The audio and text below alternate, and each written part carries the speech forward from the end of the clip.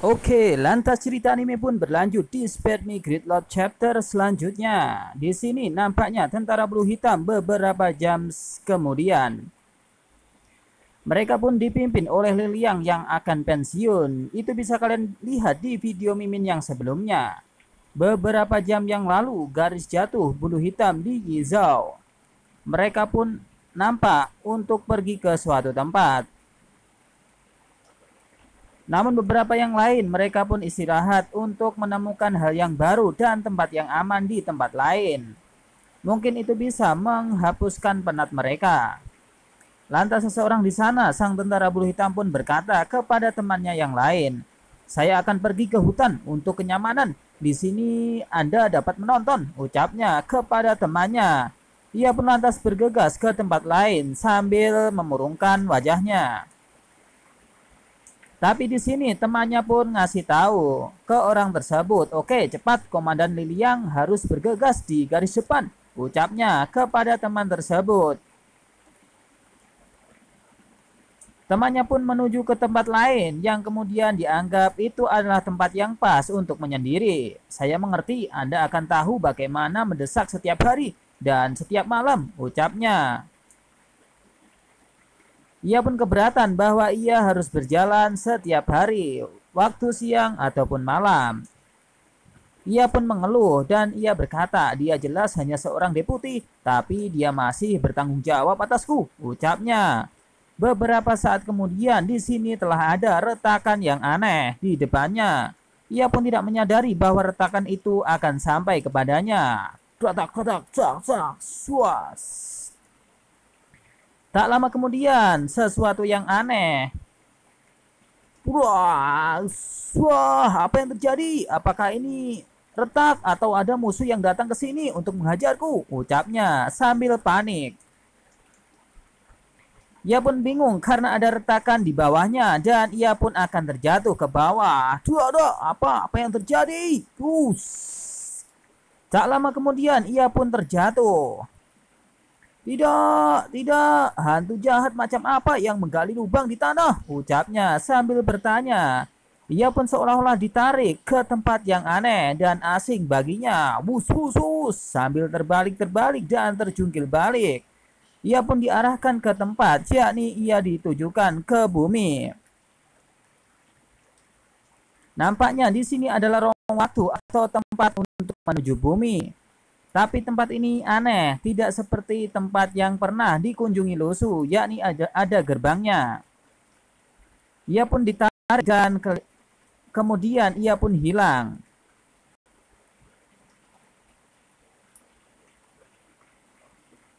Lantas temannya pun mencari keberadaan Like.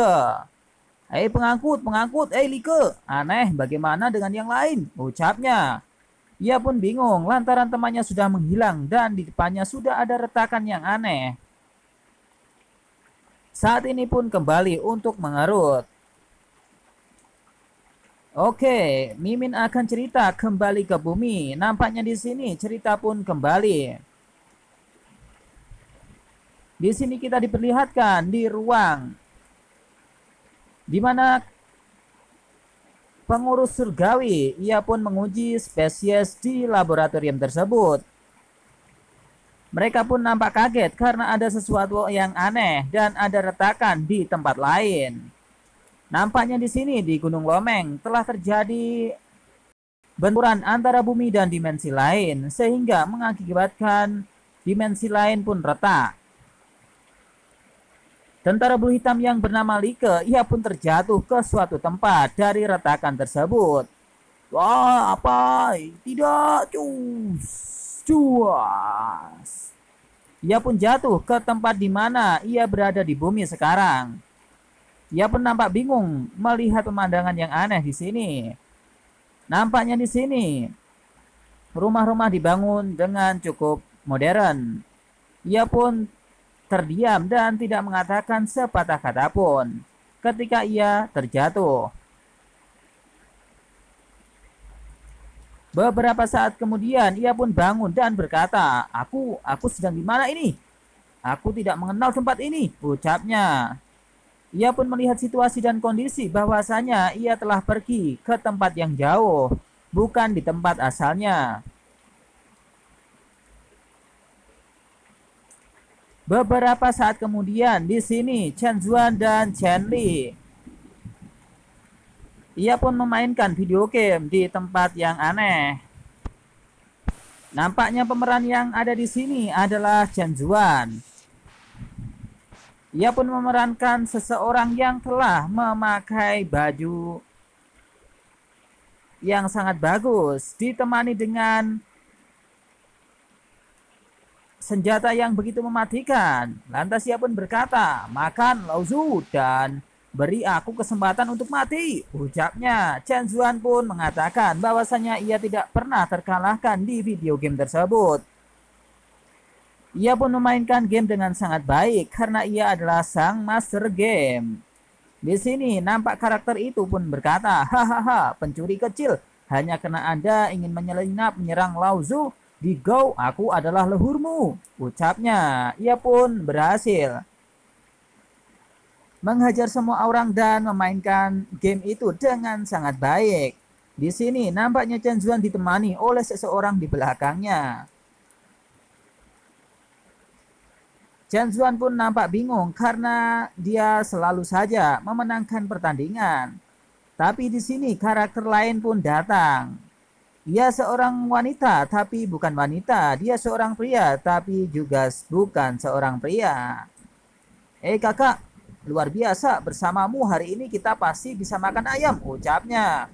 Lantas si karakter Zuan pun berkata, "Hahaha, hadiah ya, hadiah," ucapnya.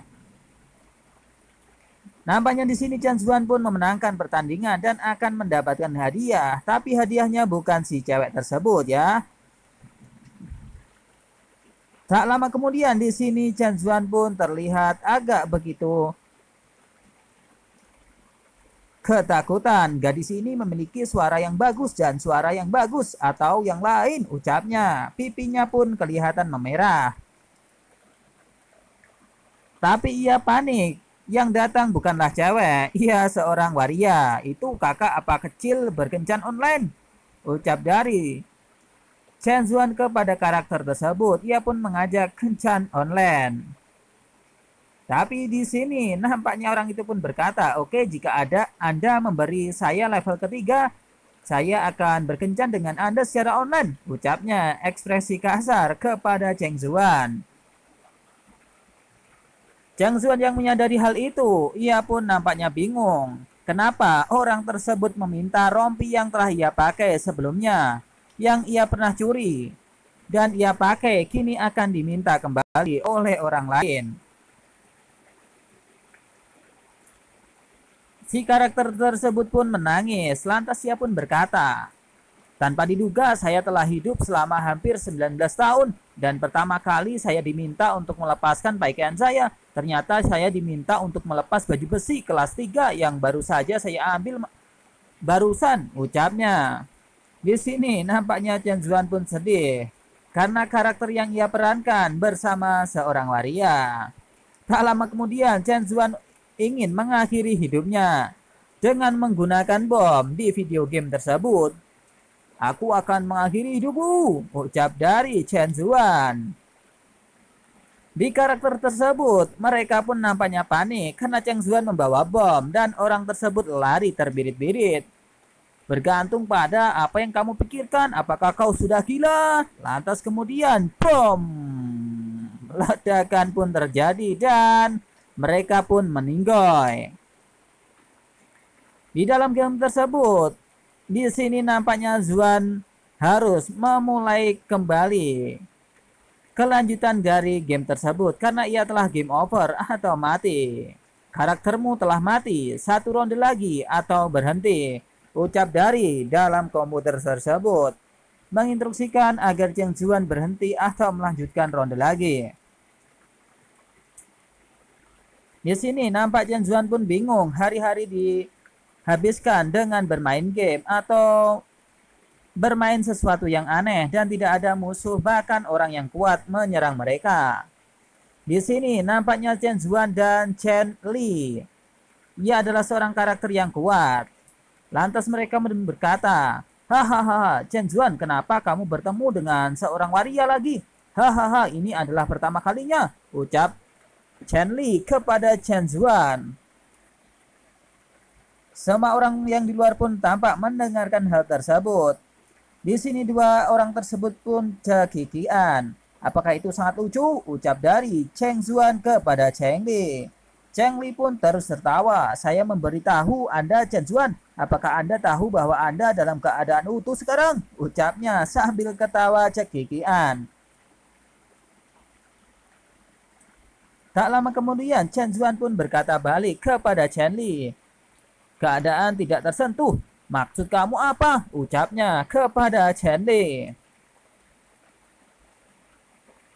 Lantas Chen Li pun berkata kepada Chen Zuan, artinya nasib telah disegel dan tidak ada gerakan sama sekali. Ucap dari Chen Li kepada Chen Zuan. Mereka pun lantas tertawa terbahak-bahak. Dan beberapa saat kemudian Chen Zuan pun berhenti untuk berbicara karena Chen Li telah mengejeknya. Ia pun nampak lelah. Ah, inilah hidup. Semakin hari semakin membosankan kecuali untuk menangani kecelakaan besar yang disebabkan oleh kebangkitan spesies. Tidak ada turbulensi sama sekali, ucap dari Chen Zuan kepada Chen Li, yang hari-harinya dihabiskan hanya untuk sesuatu yang tidak penting. Ngomong-ngomong, di mana Chao Qinshi? Apakah dia mengundurkan diri? Ucapnya. Ia pun mengatakan itu kepada Chen Li. Di sini lantas Chen Li pun menjelaskan bahwa Chao Qinshi saat ini telah berlatih pedang karena Chao Qinshi adalah murid dari Nieting dan saat ini telah mencapai level 1. Ia pun harus meningkatkan kultivasi dan gaya pedangnya untuk bertarung melawan seseorang yang lebih kuat. Dia harus pergi ke tempat latihan, dia yang paling oke. Saya tidak punya waktu untuk membaca buku dan penelitian dan telah berlatih pedang, ucap Chen Li kepada Chen Zuan, menginformasikan bahwasanya Chao Qinshi hanya bermain pedang saja dan dia bosan untuk membaca buku atau melakukan penelitian karena itu tidak akan meningkatkan kekuatan pedangnya. Beberapa saat kemudian ia pun membayangkan di sini Chao Qinshi telah berlatih ilmu pedang. Chen Li pun berkata, seperti yang diharapkan dari murid Nieting, orang paling rajin kedua di jurusan penelitian spesies kami. Jika Anda ingin saya mengatakan bahwa Tian Luo Ding tidak terkalahkan di dunia, apalagi yang harus dipraktekkan, ucapnya. Di sini nampak Chao Qinshi berlatih ilmu pedang. Karena ia sekarang sudah master level 1, ia harus terus meningkatkan kekuatannya. Dan juga sebagai murid Nieting. Wus wus wus ya, suai suai suai wus.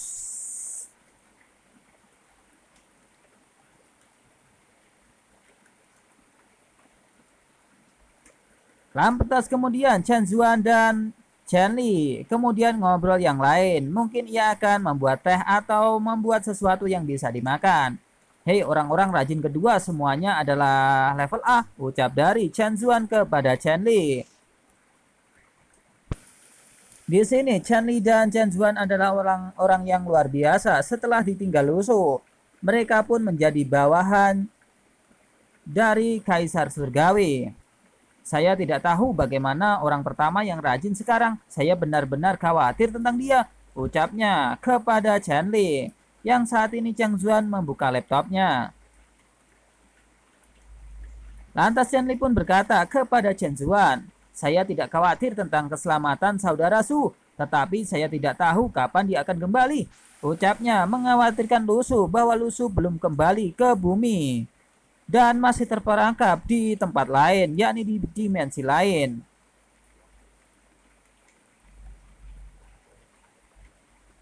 Chen Li pun berkata lagi kepada Chen Zuan, Anda mengatakan bahwa jika waktu di kedua sisi berbeda, bagaimana jika kita semua menjadi kakek tua ketika saudara Lusu kembali saat itu, ucapnya. Ia pun mengatakan, jika perbedaan waktu cukup panjang, maka Lusu jika mereka kembali akan melihat Chen Zuan dan Chen Li sudah menjadi tua.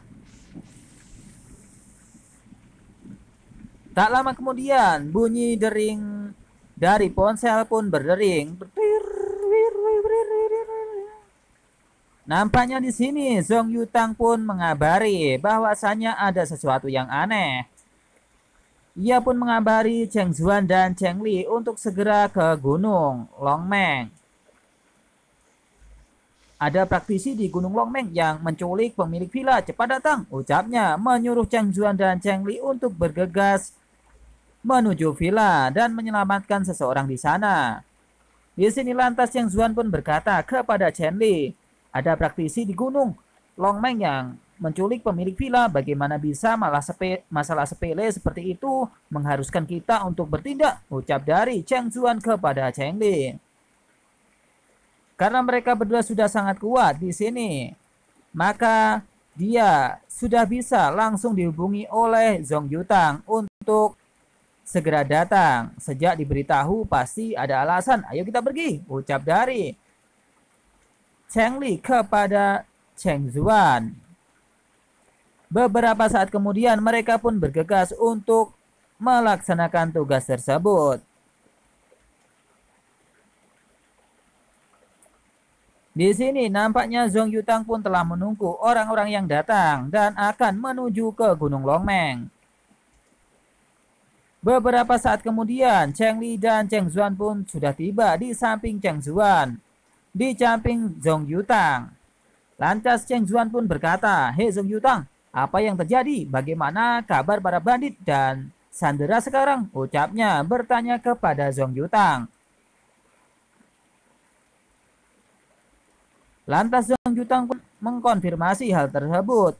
Ada pembajak relatif stabil, ucapnya kepada mereka berdua. Lantas Zhong Yutang pun berkata lagi, tapi kami menduga dia mungkin ada hubungannya dengan fluktuasi energi besar yang baru saja muncul di Gunung Longmeng. Jadi mari aja kalian berdua untuk melihatnya, ucapnya kepada orang tersebut. Di sini nampaknya Cheng Zuan dan Cheng Li pun kebingungan. Ia harus menyelamatkan seseorang di sana. Tapi seseorang itu agaknya terlihat aneh. Lantas Zhong Yutang pun berkata, perampok kali ini tampaknya memiliki masalah mental. Dia tampaknya tidak dapat menggunakan ponsel dan tidak tahu apa itu 110.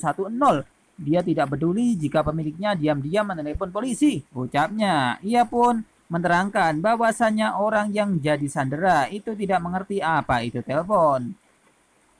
Lantas Zhong Yutang pun menceritakan kembali. Selain itu dia terus mengatakan bahwa seseorang menyakitinya dan ketika dia kembali dia harus membayar kaisar surgawi atau sesuatu yang sangat aneh.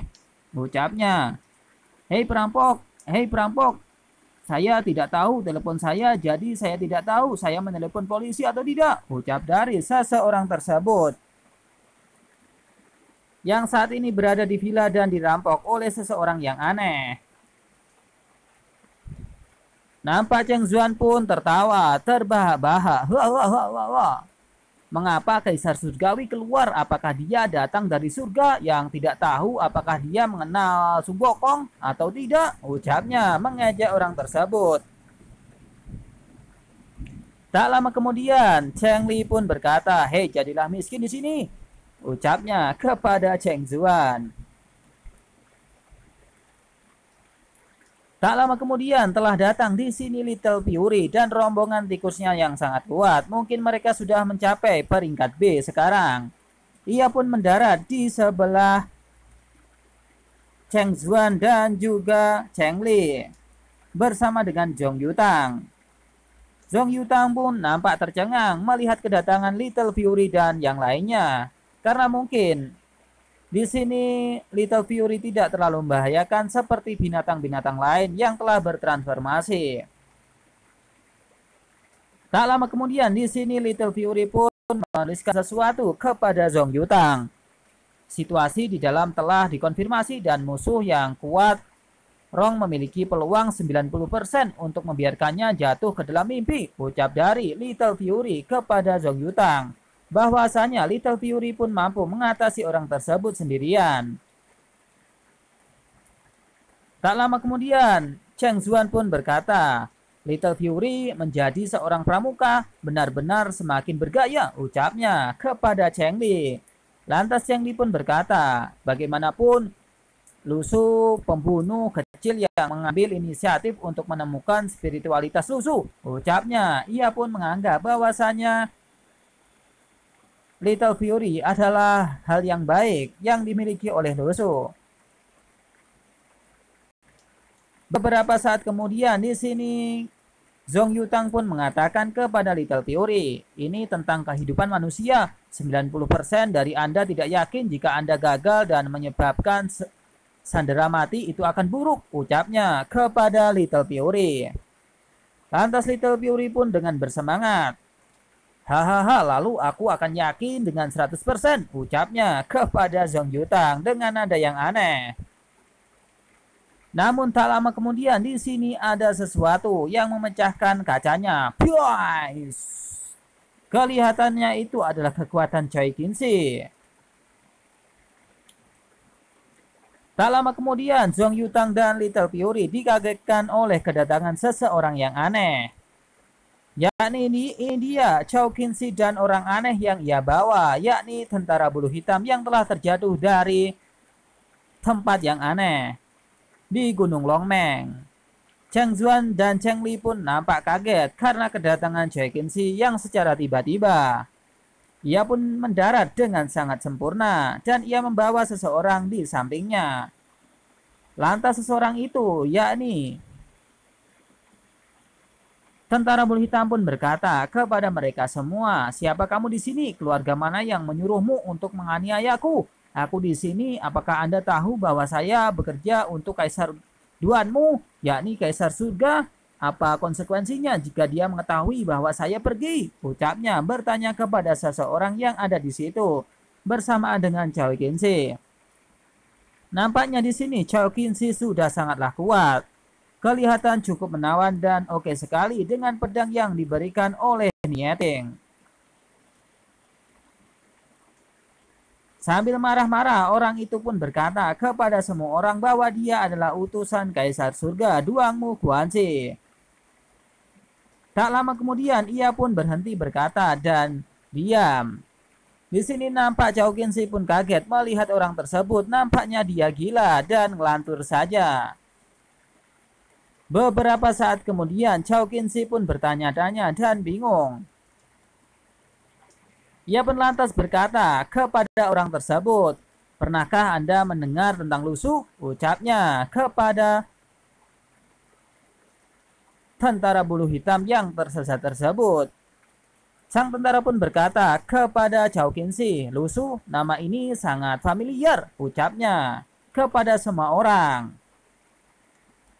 Dengan sangat gembira, ternyata orang tersebut membawa gembira bahwasannya ia telah mengetahui keadaan dan keberadaan Lu Su saat ini. Lantas Zhong Yutang pun berkata, cepat laporkan ke atas, katakan bahwa mungkin ada petunjuk dari Lu Tianluo atau Lu Su, ucapnya bersemangat bahwasannya Lu Su telah ditemukan. Dan saat ini ia harus melaporkan kepada Kaisar Surgawi yang lain. Dan cerita pun berakhir di sini, akan dilanjut di chapter yang selanjutnya.